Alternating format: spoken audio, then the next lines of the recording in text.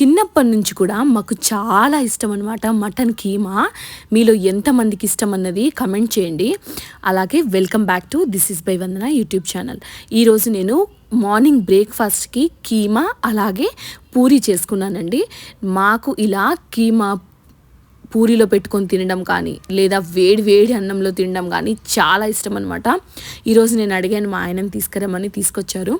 కీమా ఎప్పుడు కొన్ని లివర్లు, కొన్ని తిల్లీలు, అలాగే గుండె, నల్లిబొక్క, కొద్దిగా కొవ్వుతో ఉన్న మాంసం, అలాగే మంచి మెత్తటి ముక్కలు కీమా లాగా చేసి వండుకుంటే చాలా టేస్టీగా ఉంటుంది.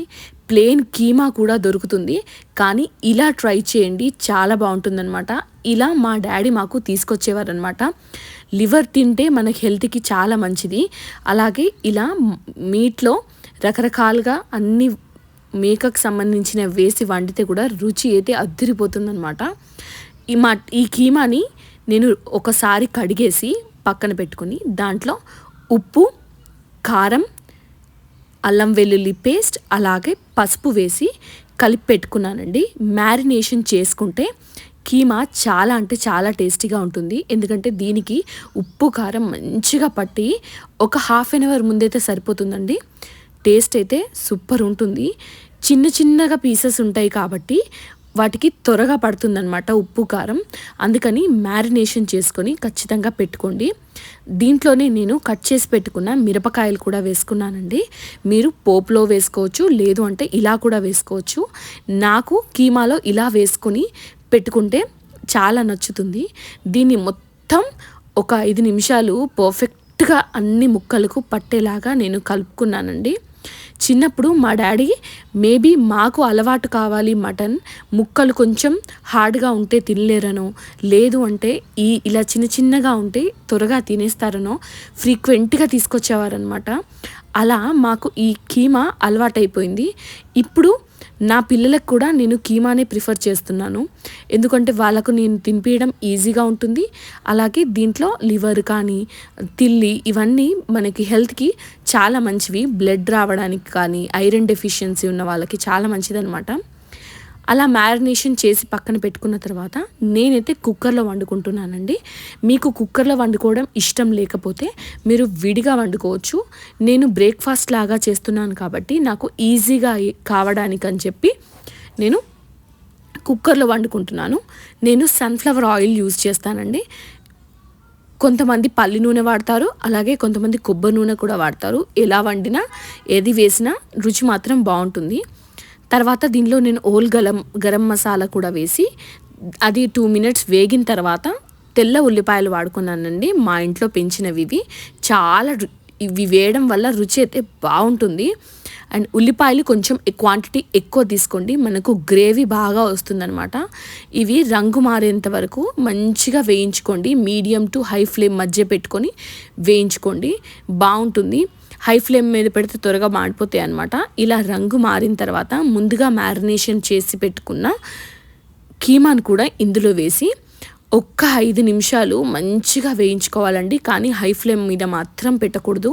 ఎందుకంటే చిన్న చిన్న ముక్కలు ఉంటాయి కాబట్టి మనం ఒకవేళ అన్ని వైపులా ఈక్వల్గా కలపలేకపోతే, స్పీడ్గా కలపలేకపోతే మాడిపోతుంది. మాడు వాసనతో మనం అస్సలు తినలేము. దానికంటే బెటర్గా ఇలా మీడియం టు హై ఫ్లేమ్ మీద పెట్టుకొని మంచిగా మెల్లిగా కలుపుకోండి. అన్ని ముక్కలు కలుపుకున్న తర్వాత ఒక 5 నిమిషాలు మూత పెట్టి మళ్ళీ తీసి మళ్ళీ కలుపుతూ అలా 3-4 సార్లు చేశారనుకోండి ముక్క సూపర్గా వేగిపోతుంది. మటన్ నీచు వాసన రాకుండా ఉండడానికి ఇలా వేగితేనే బాగుంటుందన్నమాట. నేను చాలా తక్కువ ఆయిల్ వేశానండి. ఎందుకనంటే మటన్ కీమాలో కొవ్వు కూడా ఉంటుంది కాబట్టి మటన్ది దాంతో కూడా ఆయిల్ ఫామ్ అయిపోతుంది. ఫస్టే ఆయిల్ మనం ఎక్కువ వేస్తే ఈ ఆయిల్ ఫ్యాట్స్తో పాటుగా అది ఎక్కువ అయిపోయి నూనెగా ఉంటుందన్నమాట కర్రీ అంతా. అలా కాకుండా ఉండడానికి ఫస్ట్ నేను కొద్దిగా ఆయిల్ వేసి ఇలా ఫ్రై చేశాను. చూడండి ఎంత బాగా రంగు మారి పొడి పొడిగా అయిపోయింది అని. ఫ్రై చేసిన తర్వాత ఇలా పొడి పొడిగా అవుతుందన్నమాట. తర్వాత దీంట్లో ఒక చెంబున్ పావు నీళ్ళు నేను పోసుకున్నానండి. అంటే దాదాపుగా ఒక 3/4 లీటర్ నీళ్ళండి. ఎందుకంటే సూప్ రావడానికి అని చెప్పి. తర్వాత నీళ్లు పోసి మీరు త్వరగా కావాలి అనుకుంటే గోరువెచ్చని నీళ్ళు పోసుకోవచ్చండి. లేదు అంటే ఇలా మామూలు వాటర్ కూడా పోసుకోవచ్చు. తర్వాత దీన్ని కుక్కర్ విజిల్ పోవడానికని చెప్పి మూత పెట్టేసుకున్నాను. ఒకవేళ మీరు విడిగా వండే వాళ్ళైతే మాత్రం ఖచ్చితంగా గోరువెచ్చని నీళ్ళే పోసుకోండి. త్వరగా ఉడుకుతుంది అండ్ టేస్ట్ కూడా బాగుంటుంది. ఒక 4 విజిల్స్ వచ్చిన తర్వాత నేను మూత తీశాను. పర్ఫెక్ట్గా కుక్ అయిందనమాట. దీంట్లోనే గరం మసాలా, అలాగే ధనియాల పొడి, కొబ్బరి పొడి చేసిన వీడియో నేను డిస్క్రిప్షన్లో ఇస్తాను, చూడండి. చాలా బాగుంటుంది. ఇది వేసి మంచిగా కలిపిన తర్వాత ఒక 5 నిమిషాలు అలాగే మసలనివ్వండి. తర్వాత మీ దగ్గర కట్ చేసి పెట్టుకున్న కొత్తిమీర ఉంటే కొత్తిమీర కూడా వేసి లాస్ట్లో సర్వ్ చేసేసుకోండి. చాలా అంటే చాలా టేస్టీగా ఉంటుంది. అందులోకి ఇది పూరీలోకి అయితే ఇంకా అదిరిపోతుంది. దీంట్లో నల్లి బొక్క అని వస్తుంది కదా, అదైతే సూపర్గా ఉంటుంది. చాలామంది తెలంగాణ పీపుల్కి ఇలా నల్లి బొక్క అన్నది చాలా ఇష్టం అనమాట. మీకు వీడియో నచ్చితే ప్లీజ్ లైక్ చేయండి. అలాగే మీకు ఈ కీమా రెసిపీ ఎలా అనిపించింది అన్నది నాకు డిస్క్రిప్షన్లో కమెంట్ చేయండి. మీకు ఇంకా ఏమేం రెసిపీస్ కావాలి అన్నవి కూడా డిస్క్రిప్షన్లో లింక్ చేయండి. నేను వండటానికి ట్రై చేస్తాను. అలాగే మీకు ఈ వీడియో నచ్చి నా వంట నచ్చితే ప్లీజ్ సబ్స్క్రైబ్ చేసుకోండి అండ్ మీ వాళ్ళకు తెలిసేలాగా షేర్ చేయండి. Thanks for watching and happy life, happy eating.